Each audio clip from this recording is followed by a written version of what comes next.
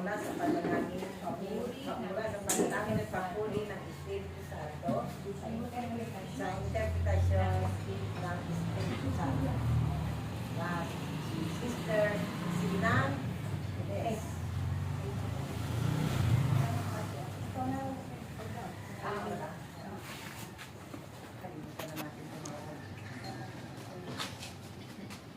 Hallelujah, hallelujah. Kayong mga naririto Hallelujah, ay tinawag at tinipon ng Diyos. hallelujah, Sapagkat hallelujah, ang gawain ibinabahagi sa inyo ng Diyos hallelujah, ay gawain puno ng ikabubuti ng lahat. hallelujah, Ikalalago hallelujah, ng inyong pananampalataya. hallelujah, Kung kaya't sa bawat gawain hallelujah, ay inyong dadalhin ang hallelujah, kalinisan ng inyong kalooban upang nang sa ganun hallelujah, hallelujah, ang bawat puso ninyo hallelujah, ay pananahanan ng Diyos magpakailanman.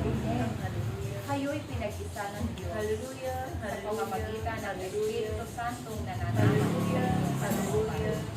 Kung kaya't ang Espiritu Santo ninyong naririnig ay siya ninyong gabay at pagtulay sa araw-araw. Ang inyong naririnig ng mabuting balita ay siyang paggawa ng kabutihan sa inyong kapwa. Sapagkat ang paggawa ninyo ito ay siya ninyo ikalalago ng inyong buhay. At gayon din, kayo ay makararating sa buhay na walang hanggan.